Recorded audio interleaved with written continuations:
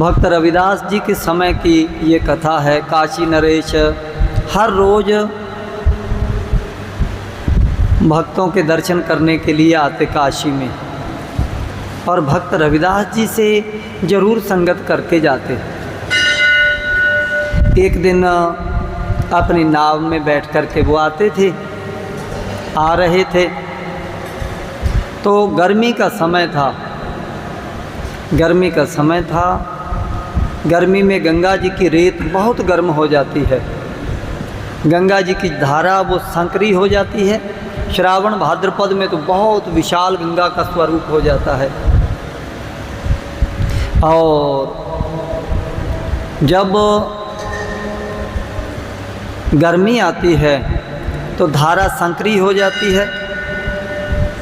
उसके ऊपर एक साधु चल रहे थे केवल लंगोटी में, और कभी लंगोटी लगाएं तो भी ठीक है, नहीं तो कई बार नहीं भी लगाते, दिगंबर ही रहते। राजा ने देखा कि बहुत गर्म रेत है।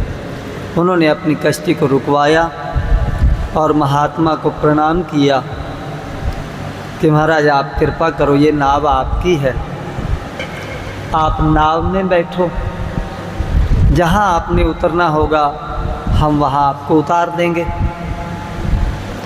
और संतों ने कहा कि राजन, हमारा तो हर रोज़ का काम है और हमारी ये दिनचर्या है कि हम माँ गंगा की गोद में ही टहलते हैं। आप हमारे को कब और कहाँ कहाँ अपनी नाव से छोड़ोगे, आप जाओ। लेकिन राजा ने ज़्यादा प्रार्थना करी तो वो महात्मा नाव में बैठ गए। कुछ समय संगत हुई, राजा बड़े प्रभावित हुए। उसने सोचा कि महात्मा के वस्त्र भी नहीं है, केवल लंगोटी है, कुछ ऐसी दक्षिणा दे दूं कि महाराज जी का अपना आश्रम हो जाए, सुख सुविधाएं हो जाएं। राजा ने अपने हिसाब से सोचा। उनके पास एक बेशकीमती हीरा था, उन्होंने वो महात्मा के चरणों में रखा। जब वो महात्मा उतरने जा रहे थे कि महाराज जी आप ही का दिया हुआ खजाने में से है, आप इस भेंट को स्वीकार करने की कृपा करें। महात्मा अपनी मौज में थे। उन्होंने पहले राजा की तरफ भी देखा, उस हीरे को भी देखा, उसको हीरे को उठाया और गंगा जी में फेंक दिया। राजा बोला कुछ नहीं, राजा समझदार था। महात्मा नाव से उतर गए और राजा की नाव आगे चली, क्योंकि रविदास जी के दर्शन करने के लिए जा रहे थे। अब मन में वो सोच रहे हैं कि एक साधु तो साधु ही रहा ना, अब उनको क्या पता कि ये हीरा कितना कीमती है। उसके मन में चल रहा था ये। कहते कि ऐसा कीमती हीरा मैंने महाराज जी की भेंट किया, लेकिन उन्होंने इसकी कीमत नहीं जानी, गंगा जी में फेंक दिया। इससे तो कई राज्य खरीदे जा सकते थे, ऐसा बेशकीमती हीरा।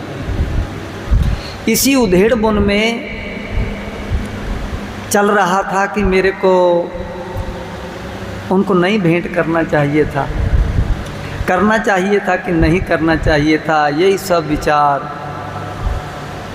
और रविदास जी के चरणों में जाकर के माथा टेका, और रविदास जी महाराज ने उनकी तरफ देखा, थोड़ा सा मुस्कुराए कि राजा आज किसी उधेड़ बुन में लग रही है। राजा ने कुछ कहा नहीं। फिर महाराज ने कहा कि कोई बात है तो कहो, आप रोज़ हमारे से सुनते हैं, आज अपनी सुनाओ, कोई बात है तो कहो। भक्त रविदास जी अपने आसन पे बैठे थे, और उनका आसन भी क्या बोरी का आसन रहा होगा, वो तो भगवान थे चलते फिरते। इधर भी जूते पड़े हैं, इधर भी जूते पड़े हैं। एक मिट्टी का या पत्थर का बर्तन रहता था, उसमें पानी भरा हुआ होता था। बुजुर्गों ने करीब करीब देखा होगा, जूते गांठने वाले क्या करते थे, जहाँ से जूता टूटा है उसको उस पानी में भिगो के छोड़ देते थे, उसको भिगो के छोड़ देते। 2-4 मिनट बाद वो चमड़ा नरम हो जाता, फिर उसको निकालते, फिर उसको गांठते थे। रविदास जी ने कहा कि राजा आज कुछ उलझन में लग रहे हैं। कहते कि महाराज बात तो यह है। उन्होंने अपनी सारी व्यथा सुनाई कि ऐसे ऐसे करके बड़ा बेशकीमती हीरा था महाराज, बड़ा कीमती। वो एक ऐसा हीरा था उसकी कोई कीमत ही नहीं, उसके बदले तो कई राज्य खरीदे जा सकते थे। लेकिन कहते महाराज ने उठाया गंगा जी में डाल दिया।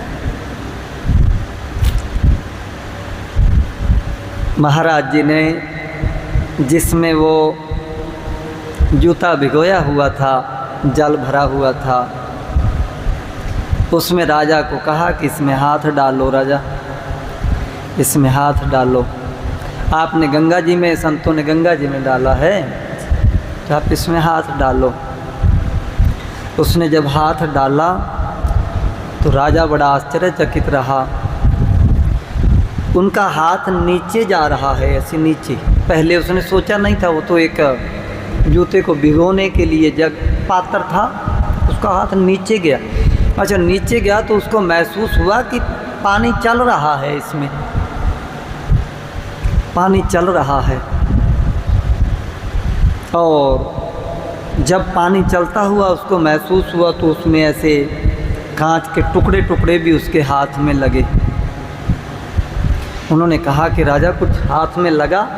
कहते हाँ महाराज। कहते मुट्ठी भर के निकालो बाहर। ऐसे मुट्ठी भर के काशी नरेश ने निकाला तो उनकी आंखें चौंधी आ गई।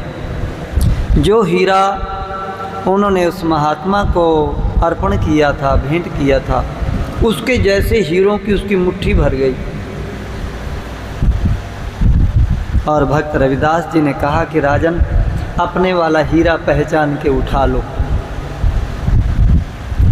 राजा की आंखें भर गई, वो सारे हीरे आंखों से, हाथों से छूट गए।